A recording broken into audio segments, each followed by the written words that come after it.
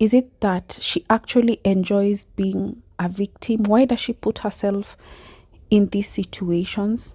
What type of upbringing did she have that would make her to be this reckless and quite honestly obtuse in terms of her decision making? But you hear misunderstanding girlfriend, Miss Pick Misha, Miss Pick me, choose me, love me. So desperate for love and attention and validation. Validate yourself. Love on yourself. You have to call yourself for a meeting and, just be done with your own BS. You can't always blame other people for what they've done to you. You can't always blame situations and things outside of you for your situation. You have to own up to your own mistakes. You have to own up to the part you played in your life, in your misery, in your pain, in your tear. And being educated does not mean you're street smart. Being educated does not mean that you listen to your intuition. There are people who are so educated, you can have a whole PhD, but you don't know how to read men. Hi lovelies, how are you? I hope you've been well. So in today's video, I want to talk about Beryl Itindi. And let me first give a caveat. I do not know her personally. Anything I say on today's video is alleged, and I am discussing her as a cautionary tale in terms of what we can learn from her. All right. And this is not victim blaming or victim shaming. But yeah, so Beryl Wanga is a writer. She's a creator. She's also a teacher. I must mention that she's a teacher, and she's also a digital creator. And her page, she writes very well. She's quite entertaining in her writing. She's very well spoken. However, I noticed something about her some time back.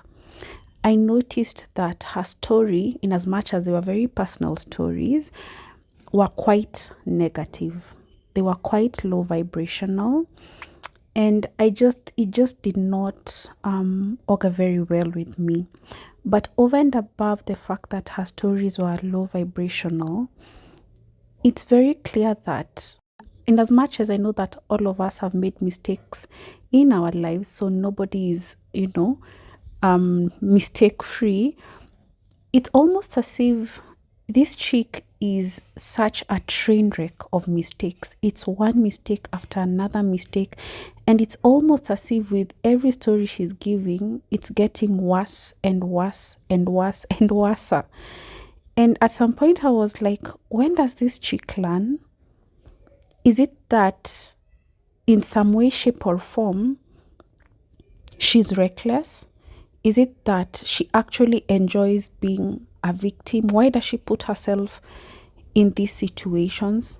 What type of upbringing did she have that would make her to be this reckless and quite honestly obtuse in terms of her decision making?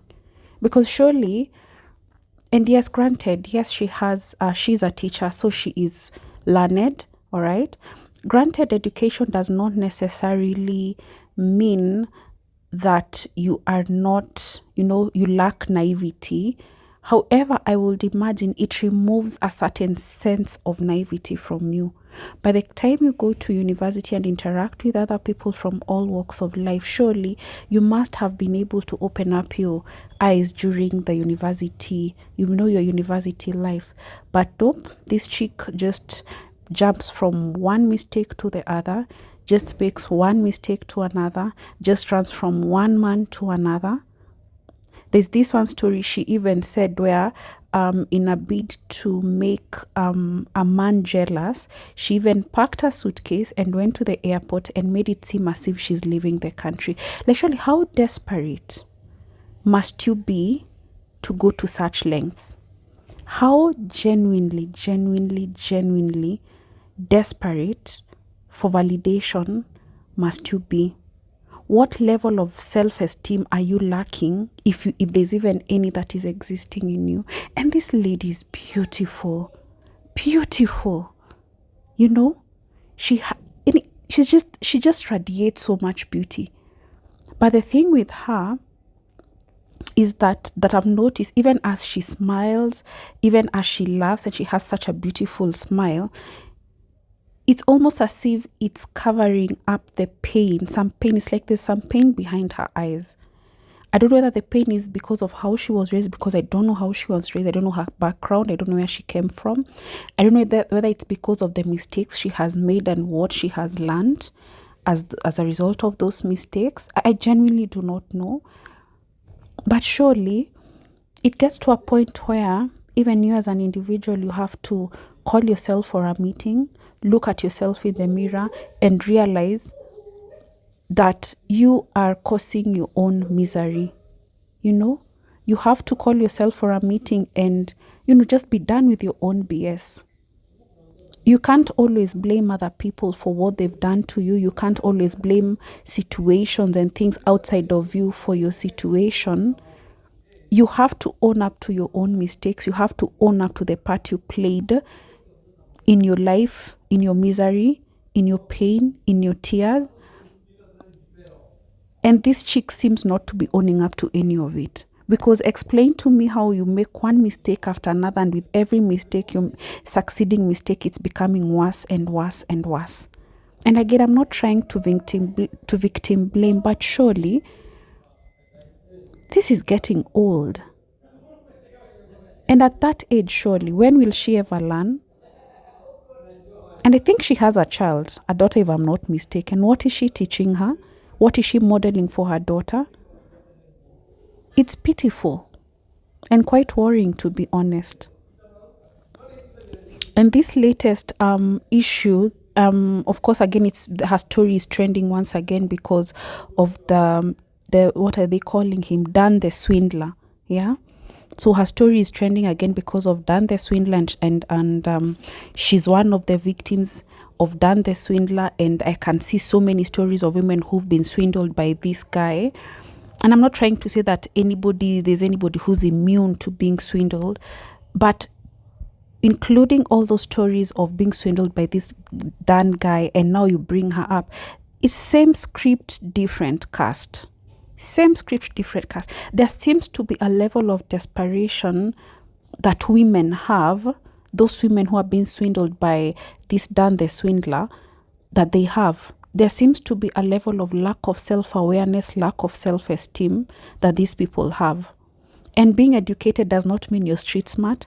Being educated does not mean that you listen to your intuition. There are people who are so educated, you can have a whole PhD, but you don't know how to read men. You can have a whole PhD, but not know when to walk away from a situation and from people who are no longer serving you. And that seems to be the case. Because explain to me how a man within the 2 minutes of meeting you are borrowing you money and you're giving them. How? How does a man have the confidence, the gumption and the balls to fix his mouth to ask you for money? Even a whole husband, by the time they borrow their wife money, it's like how? Their ego can't even allow a proper husband to borrow their wife money. And now this is a man who's just hitting on you and you're giving them money. Tens of thousands of money, to the point that now she's even suing the guy. And not just her, there are so many other victims of this Dan the Swindler. And again, I'm not trying to victim blame, but surely, and I'm going to talk about Dan the Swindler in another video, but surely, as women, we need to own up to our foolishness. As women, we need to own up to the part we play in our own misery and in our own suffering and in our own tears. And now apparently guys are coming up with money to bail her out because she even took out loans. I don't know what. Explain to me, like a 2-year-old, how you as a woman, within 2 minutes of meeting a man, are falling over his words. You're just being given word salad over there, tripping over love. And that's why I don't believe in falling in love. Falling in love is for the birds and for fools. Because the only thing that a poor man will ever sell you is falling in love, That is the only thing, because there's nothing else he's going to give you. A man who truly loves you will take care of you. A man who truly loves you, even when they're in a financial bind, they will ask their male friends.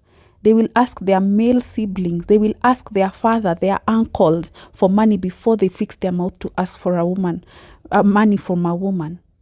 They could never. It's almost as if they'll turn into a pillar of salt like Lot's wife the moment they touch their woman's money, because they could never. But you hear misunderstanding girlfriend, Miss Pick Misha, Miss Pick me, choose me, love me. So desperate for love and attention and validation. Validate yourself. Love on yourself. That man, instead of giving it to a man, build yourself, go back to school, start a business, for crying out loud. How? It's such a sad situation, but honestly, I'm pissed. She's pissing me off. And not just her, so many other women are in her same group. You're educated, you're beautiful, but clearly your education and your beauty are doing nothing for you, doing jack squat for you. How do you allow yourself to be in such a situation? And I know, again, it sounds like I'm victim blaming. And I said I'm going to do a whole entire video on Dan the Swindler. But how do you as a woman allow yourself to be taken advantage of by a man in that way? A man you barely know, to make matters worse. A man you met online, to make matters 10 times worse. And apparently, this Dan the Swindler guy is targeting people on, I don't want to talk about her name because I don't want to look like I'm maligning her. There's this public personality in Kenya, and she has a page where on Fridays, on her page on Fridays, she has something that is called Shoot Your Shot, SYS. And a lot of the people who go on her page to quote unquote shoot their shot are mostly women. You're already setting up yourself for failure. I am so and so, age this and this. I am a single mother, or I'm not a single mother, or I have no child, or I'm looking for love. As a woman, how? Online dating has never been it for us. It will never be. It will never be. 9 times out of 10, it works against the woman.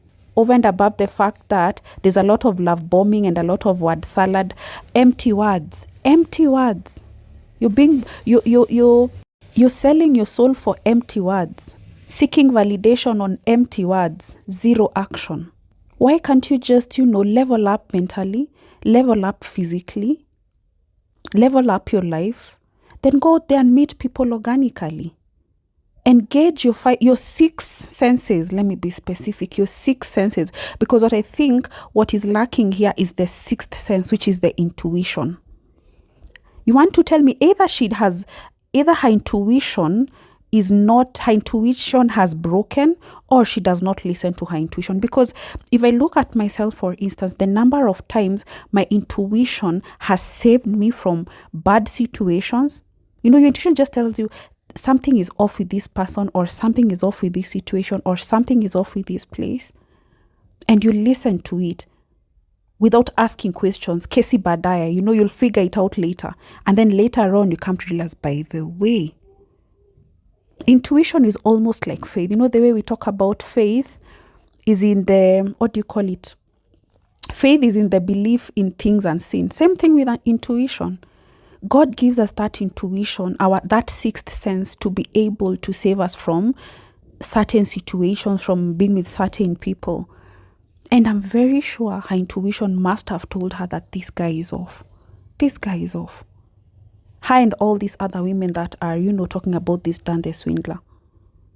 The intuition must have told them. In fact, if you look at some of the cases, some women even were like, no, there was something off about this guy, and I walked away.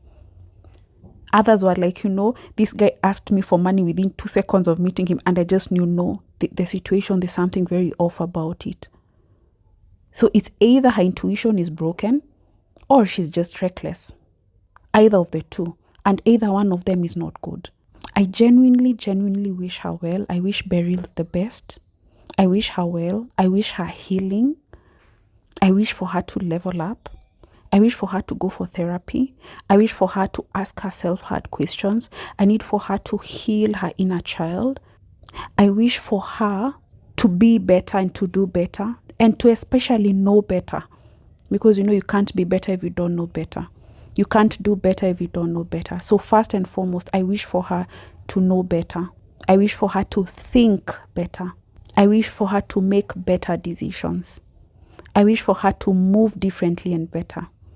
I wish for her to do better for herself, because it's honestly embarrassing, and it's going to be even worse if she repeats the same mistake. Because just go to her page. It's mistake after mistake after mistake after mistake, and it's like, at your big age, surely, at your big age. Anyway, I thought I should just hop on and talk about her, because honestly, it's just pitiful and sad and embarrassing and pathetic, to be honest. Oh, and another thing, I wonder who her friends are. How do you just watch your friend making so many mistakes? Is her life a joke to you? Because I will not watch my friend making a mistake without me saying something. I would call my friend out and I'd just be like, you know what, this is not it. I'd just tell my friend, this is not it. You can do better. I'd tell my friend, by the way, I don't like the decisions you're making. I don't like the direction your life is heading in. I don't like the person you are either dating or the people you are around. I'm not telling you to leave them or to stay with them, but I'm just making you aware that whatever is going on around you is not right. At least we owe each other as friends the truth. We owe each other the truth. Wape vidonge vyao, wakimeza kitema ni shauri yao. But at least you've told them the truth. So I also wonder who her friends are. Who are her siblings? What kind of relationship does she have with her siblings? What male influences does she have in her life to teach her about stability, about protection, about provision? Who are her female influences who give her tough love? Because it will be so embarrassing and pathetic for her to come back again with another sob story. Honestly, Pana. She needs to get out of that victim mentality. She genuinely does need to get out of that victim mentality. So yeah, go check her out. Go check her page. Go check what the deal is with her, and Dan the Swindle and various other stories where she was even carrying fish to the United States for a man, and then you're eating Brenda and well, that is hard for some people. Anyway, let me know what you think about the story in the comment section. I'll see you on the next one. Toodles.